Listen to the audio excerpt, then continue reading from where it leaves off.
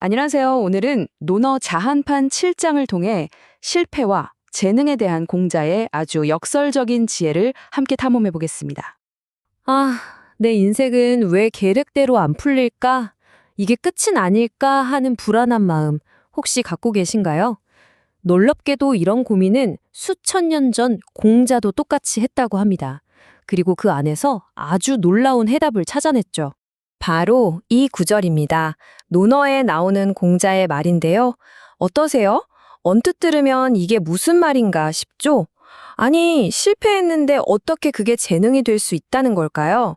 자, 지금부터 이 역설 속에 숨겨진 비밀을 함께 풀어보겠습니다. 네, 바로 이 공자의 역설인데요. 공자의 제자가 전한 이 한마디가요. 우리가 흔히 실패라고 생각하는 것의 의미를 완전히 뒤집어 버립니다. 자, 이걸 한번 보세요. 공자의 평생 목표는 관직에 올라서 자신의 정치적 이상을 펼치는 거였어요. 하지만 결국 그 길은 열리지 않았죠. 그 당시 기준으로 보면 이건 명백한 실패잖아요? 그런데 공자는 바로 그 실패의 덕분에 관직이라는 한 가지 길에만 얽매이지 않고 다양한 학문과 기술을 깊이 파고들 수 있었다고 말하는 겁니다. 그러니까 등용되지 못한 그 불행이 역으로 그를 다재다능한 위대한 스승으로 만들어준 행운의 열쇠가 된 거죠.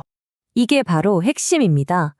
하나의 문이 쾅 닫혔을 때 그제서야 주변에 열려있던 다른 문들이 눈에 들어오기 시작한다는 거죠. 실패가 끝이 아니라 오히려 새로운 시작점이 될 수 있다는 첫 번째 통찰입니다. 사실 공자의 이런 개인적인 경험은요, 동아시아 지혜의 큰 줄기인 세옹지마라는 고사성어와도 딱 맞아 떨어집니다. 이거 정말 유명하죠? 인생이 얼마나 예측 불가능한지를 정말 실감나게 보여주는 이야기입니다. 세옹지마, 글자 그대로 풀면 변방 늙은이의 말이라는 뜻인데요. 고대 문헌인 회남자에 나오는 이야기입니다. 물론 그 안에 담긴 의미는 훨씬 더 깊고 크죠. 이 이야기의 흐름이 정말 드라마틱해요. 한번 따라가 볼까요? 자, 처음엔 불행이에요. 노인의 말이 도망가 버렸어요.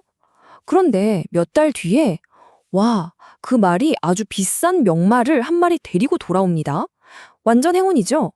하지만 기쁨도 잠시 아들이 그 멋진 말을 타다가 그만 떨어져서 다리가 부러지는 불행이 닥쳐요. 그런데 바로 그 부러진 다리 때문에 나라에 큰 전쟁이 났을 때 아들은 징집을 피해서 목숨을 구할 수 있었던 겁니다. 진짜 한 치 앞도 알 수가 없죠?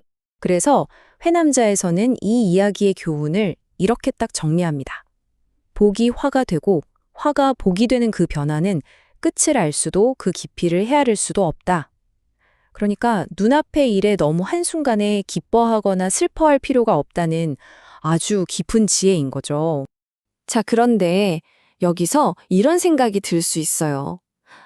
그럼 그냥 운명의 모든 걸 맡겨야 하나? 좋은 일이 생길 때까지 그냥 가만히 기다려야 하나? 불행이 행운으로 바뀌는 게 그냥 우연의 연속일 뿐일까요? 바로 그 질문에 대한 답을 송나라 시대의 위대한 학자 주희가 공자의 말을 해석하면서 아주 명쾌하게 제시합니다. 어쩌면 오늘 이야기의 하이라이트라고 할 수 있겠네요. 주희의 해석은 정말 날카롭습니다. 공자가 여러 재주를 갖게 된 건 단순히 등용되지 못했다는 외부 상황 때문만이 아니라는 거예요.